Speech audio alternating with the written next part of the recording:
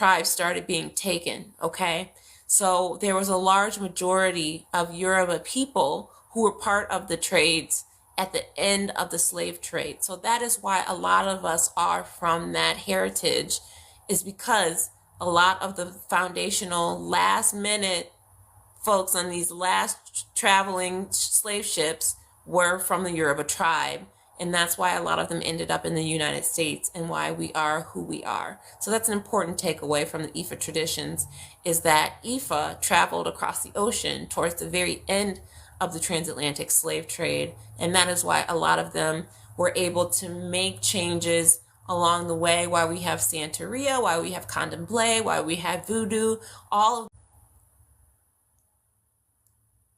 Shango, which is, he's from the other story, but he is the brother of Olodumare, in the form of Obara Meyi, ordered them to cook the squash.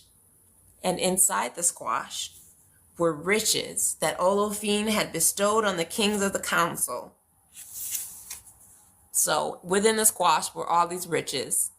And all these kings went to go check up on Obara Meyi to make sure he wasn't lying, make sure his excuse was good enough. They got distracted. They were celebrating.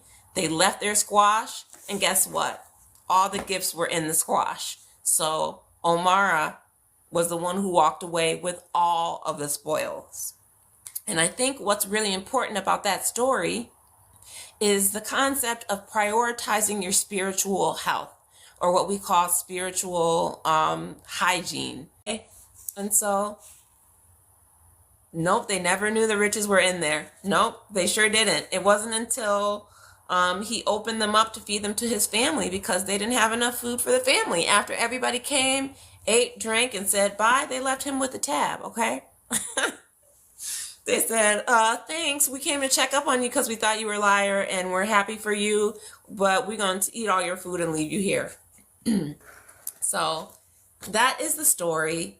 That one is important to me because as a person who prioritizes my spiritual welfare, it's really encouraging to know that if you prioritize your spiritual welfare, if you prioritize your Ori, if you prioritize your aligning your chakras and making sure you're in alignment with each day, with each lesson that you have, with each planetary transit, so to speak.